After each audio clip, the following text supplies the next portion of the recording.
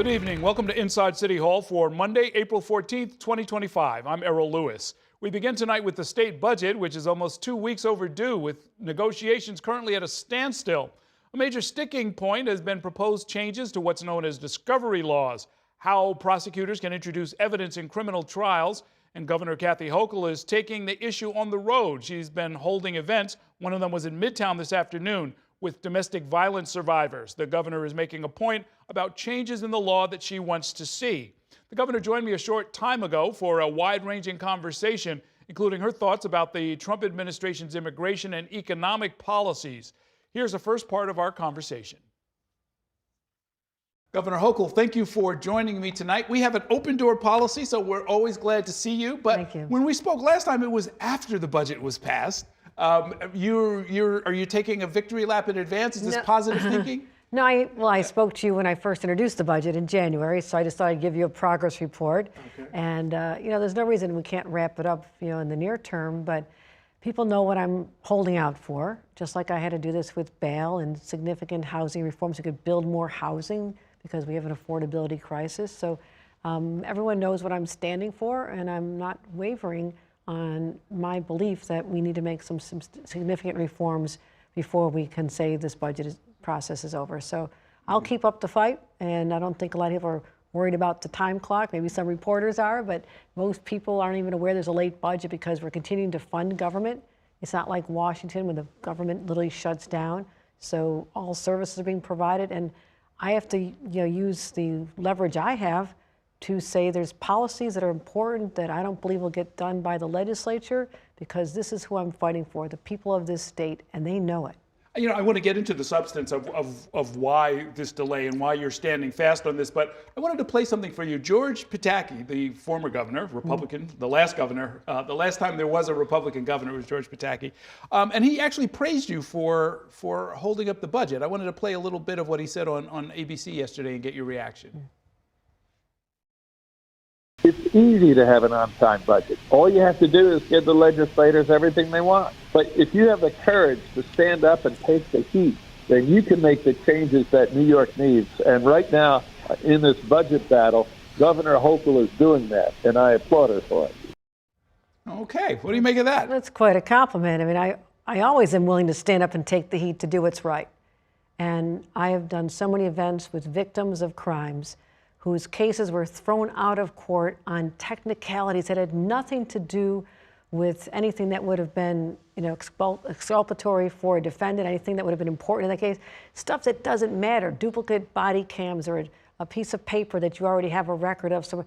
And the cases are being thrown out, especially 94% of domestic violence cases are being thrown out of court. And those victims walk out and they know their abuser can lie in wait and attack them again or harm their families, or ever 100 have been killed. In the last year we have records for is 2 years ago, 100 New Yorkers died at the hands of someone who had been an intimate partner. I'm trying to stop that. I don't want people cycling back out in the streets because of technicalities, but I support the original concept behind the changes in 2019 because I don't want people languishing in court. In jail, waiting to go to trial. There should be a time frame on that. That's not fair to the defendants. They're not even guilty of a crime when they're sitting in jail. And also, just the way it was skewed that prosecutors had the upper hand because they could wait to the last minute to give information to the defense. That was all wrong, and I'd say that. I'm not changing that. I'm simply saying that it's swung the other way, so we're having judges believe under the law they must dismiss these cases on technicalities. Serious dismissals, yes. Someone that hides important information, yes, there has to be consequences, but it should be proportional to what the material is that you left behind. Well, in fact, let me explain for my viewers. In criminal cases under the current law, and these were changed in 2019, everybody has to see all of the evidence. The defense and the prosecution, all of the evidence has to be presented. If for some reason important evidence is not presented in time, within a certain period of time, generally about 60 days or so, the judge is, legally supposed to dismiss the case. And certainly, if there was no due diligence, if the prosecution, for example, didn't even really try and go out and get all of the information that was relevant, then the case gets dismissed. And so the thinking now is that has gone too far, that there are cases where say there were 5 cops at a crime scene and you forgot to get the records from the 5th cop, which would have duplicated the other 4 cops, should the case be dismissed. And so the judges are, in some cases, making that decision. What specific change would stop that from happening? Because, again, this is always a judgment call. Right, of course it is. But you said if it's important evidence. We're not talking about important evidence. I'm talking about something, as you gave that example, like a recording on someone's body cam of someone who came like 2 hours after the crime and they didn't think to get that because it's not relevant. So the question right now is it relevant or is it related? Okay, is it just related to yeah, that's related to the case. Sure, that guy showed up later, he's got a record, but is it really relevant to the guilt or innocence of that individual? And that's what's hanging a lot of this up. But also, the judges should be able to look at the sort of the severity of what has been neglected to be turned over and deal with it proportionally. If it's really bad that they should have known and they should have turned it over and it seems like there's something sinister, they're trying to hide it from the defense, I would definitely want those dismissed, right? You have the power to do that. But if it turns out that they worked all the way up until, there's a short time frame to turn this over. They did everything they could. They exercised the due diligence. They tried to find everything, and some record was missing that was not important to the disposition of the case. That one, they should say, you don't dismiss. You let it go forward. And there should be a proportional response to what was the weight of that evidence, the proportional. You know what I think may be happening, Governor? I saw something called, it's an organization called scrutinize.org, and they went through hundreds and hundreds of unreported decisions. These are not ones you're going to find online, but they went through a lot of judicial decisions, 300 of them, they said, when there were dismissals of this kind. And what you find over and over again is not malicious behavior by prosecutors, but kind of lazy behavior. What I've heard from a number of sources is that sometimes the sticking point is not even with the prosecutor, but with the NYPD, because they're supposed to turn over disciplinary records of any cop that's involved in the case. And NYPD can be somewhat reluctant and somewhat slow. Maybe their systems are not up to speed. What do you want to do to fix that problem? I want to say this. New York's discovery laws are by far the most progressive in the nation in terms of being, I would say, skewed toward more positive outcomes for the defense. The prosecutors since 2019 now have to go through 21 categories of materials that must be turned over. No other state has it. What I'm trying to do is make sure that the judge will actually look at what was missing, how much weight that should have against the importance of the case. Is it important? Is it relevant? Is it just related? Let them make that decision. Let a judge be involved in that. Look at those factors from the 21 categories. I'm not saying get rid of those, but even if every one of the reforms I want changed is enacted, we will still by far have the most progressive discovery laws in the nation. We're not rolling things back. And people who are mischaracterizing my motivation here, I'm just looking out for the public safety of everyday New Yorkers who are saying, I want to be safe in my streets. And this is not the only dynamic. People know that I fought hard to get the bail laws changed so we don't have people cycling in and out of the system who committed crimes who never should have been let out until they should have been held on bail. We know those stories. And now I just want to stop this insanity of a huge spike in dismissals in New York City and in the rest of the state resulting from these changes. Something is gone wrong where people who otherwise would have been held and gone to trial to determine guilt or innocence are now walking the streets without us ever knowing, and they'll be back again if they've done it before. Okay. I mean, one last point. When I spoke with an advocate for domestic violence rights not long ago, one thing she pointed out was that there's not always, in these cases, a clear line between victim and perpetrator as far as the law is concerned, meaning if there are cross complaints of domestic violence, it's not clear who you're protecting when a case is dismissed or kept in the court. Of course, there's always exceptions. And what I said, I'd never want to do it. I think the legislature does a lot. We legislate to the exception and forget the vast number of people who are victims, who are turned on by someone they thought would love and take care of them. A lot of women. My mother was in a home where there was domestic violence. And she grew up to be a champion and advocate. She changed laws in Albany. When I was in high school, I watched my mom fight for them. We opened a home for victims of domestic violence, my family did, because I saw how this devastates people, and it's so hard for them to recover. And when my mom used to take women into court and sit with them And if a case came up where they weren't able to keep the defendant held and get an order of protection, and the woman had to go home and know that person is out there still stalking her and her children, I mean, this is what I'm fighting for. And I just want more people to understand why I'm doing this, why this is so important. But it's not just domestic violence, it's all crimes. People need to be held accountable for what they did, and you should not have a case that the police have arrested someone, brought forth evidence, making the case with the prosecutor. And by the way, the prosecutor is an officer of the court. They're not supposed to be pro-defendant, they have to be objective, right?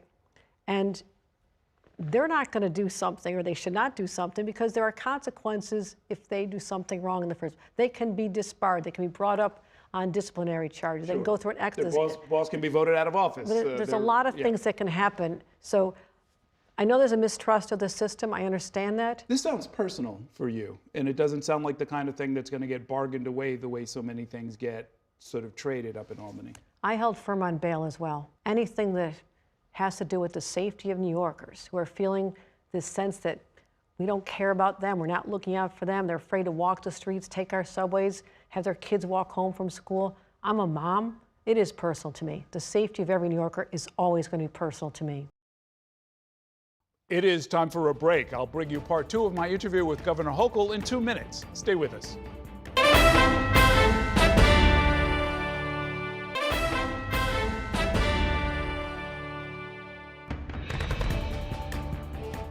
Welcome back to Inside City Hall and more of my exclusive interview with Governor Hochul. In part 2 of our conversation, we talked about her relationship with President Trump, the administration's policies, and much more. Let me ask you about some of the other things that are happening. In the wake of last week's fatal helicopter crash in the Hudson River, Senator Schumer yesterday said he'd like to end helicopter tourism in New York City. The mayor doesn't sound like he's inclined to go in that direction. I was wondering what your view of that is. Yeah, I've not had a chance to process. I mean, that is a horrible tragedy. When you see those children's faces and they're so happy and excited to be in New York, and to know that they're forever gone, it just makes your heart sink. So I will look at the answers. I know there's some bills introduced in the legislature, and again, there'll be many debates about this, but I think we just need to right now process the sadness of that tragedy and the loss of life. Do you take the state helicopter a lot? Mm-hmm. How do you feel about it? Is it a safe form of travel? I feel it is, but also I have the most experienced pilots probably in the nation.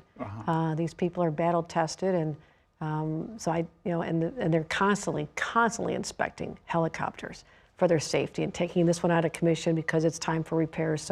So I do feel very secure. Upstate over the weekend, a family of 6 perished in the crash of a small airplane. Do you have any updates on that? Do we know? No, I have to say this. I want to know what's going on. I mean,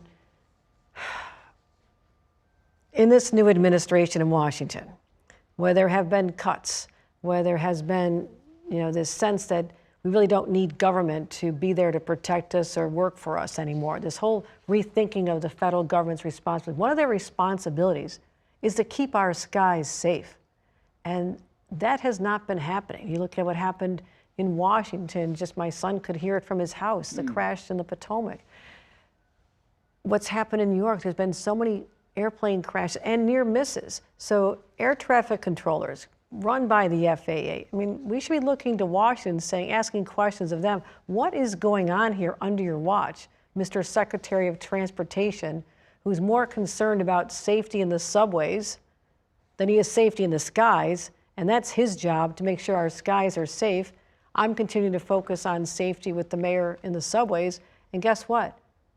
They're dramatically improved since they had been before the pandemic. Our numbers are still, no crime is acceptable. We're going to keep working. We're not done, but dramatically better. So I wish he'd focus on his job as well. I was going to say, those concerns that you're raising about the administration, when's the last time you spoke to President Trump?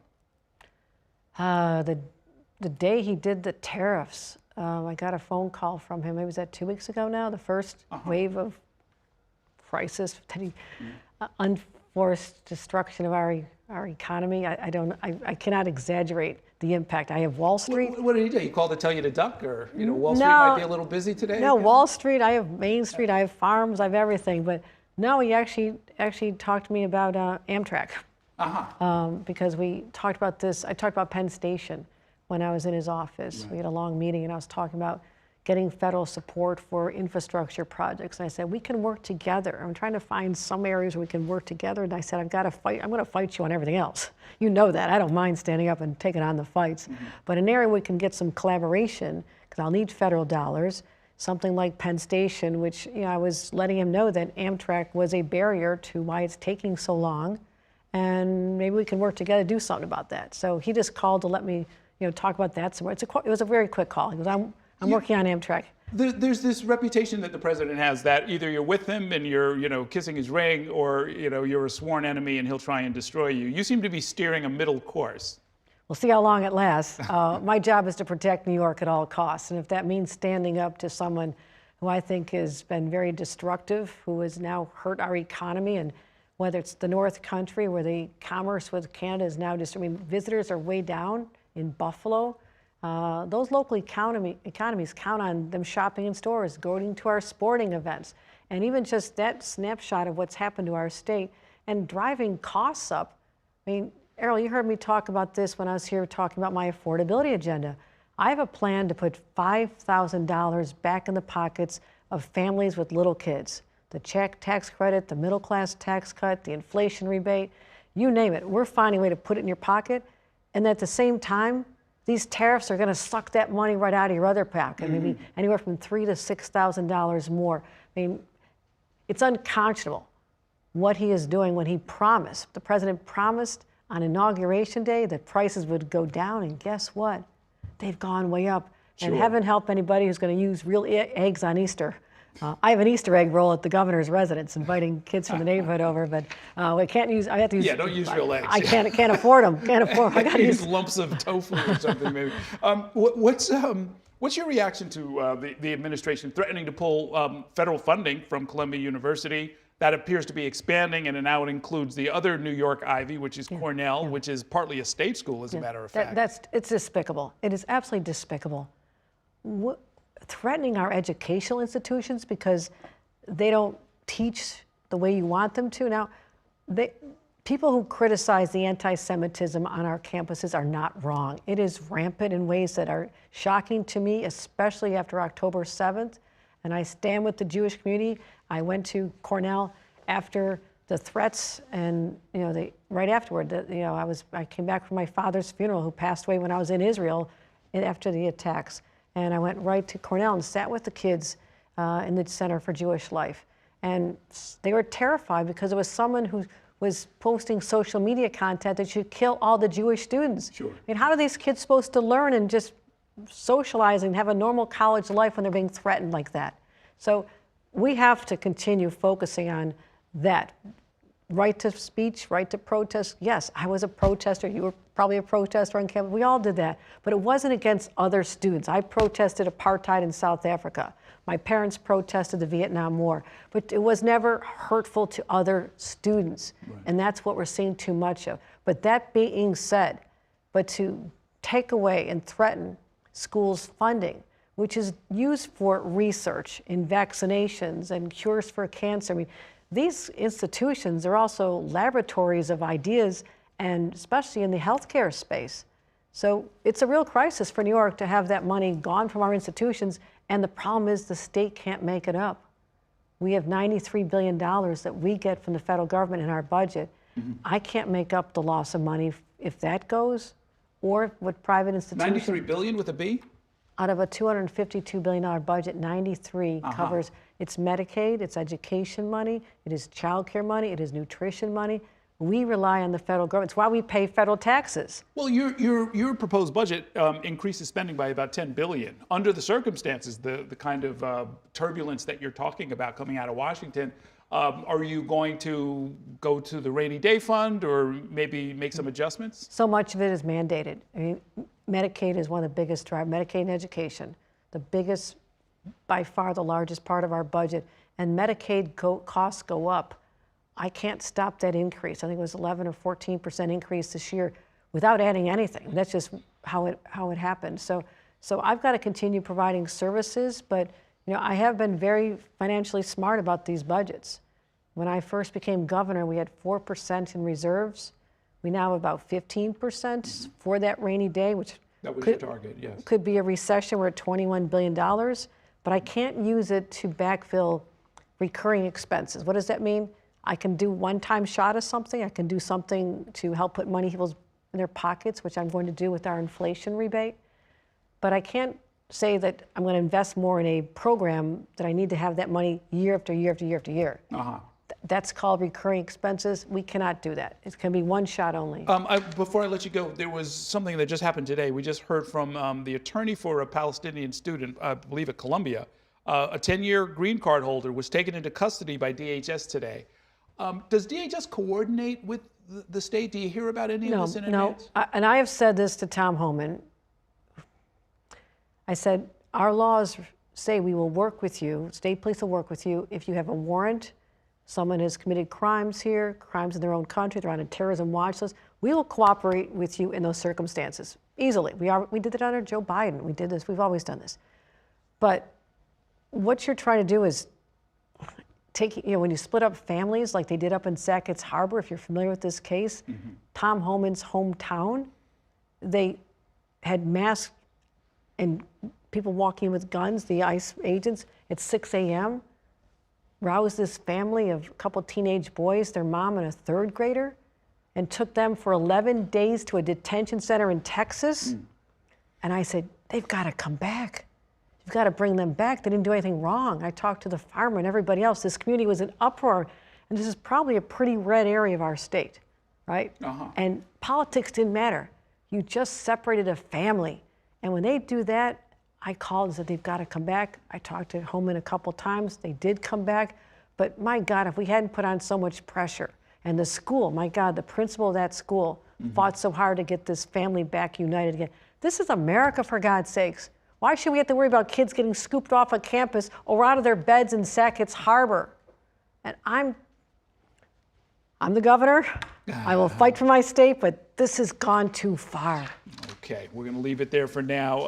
I'm going to guess that because it's Holy Week and it's Passover and Easter's coming up, that we may not see a budget this week. Is that a safe bet? I would say April's gets tough because we had Eid, we had Passover, we have Easter, so this would be a tough week to get it done. But I have been driving this with a sense of urgency, even a month before the budget process started, meeting with the leaders, saying we can get this done. There's a path we can get it done. So I'm going to be pushing hard to get this done. But when we head into April, I'm able to get a lot more of the things that I think are important for New Yorkers that they're grateful I get in. And the legislature has the rest of session to push their, press their priorities. They have something that I don't have. They introduce bills and pass them. So this is the time that I have an opportunity to talk about what I think and I know New Yorkers are looking for from us, and that's public safety and affordability. Okay, we'll leave it there for now. Thanks so much for coming by. Great talking with you. Thank you. We're going to take a short break now. Coming up, New York One spoke exclusively with former Governor Andrew Cuomo on the campaign trail. We'll bring you that report next. Stay with us.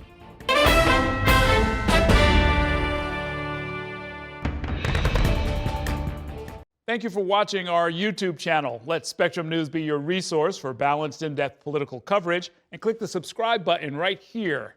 You can also download our app or watch us on TV to learn more about the candidates, where they stand on the issues, and more. We'll see you then.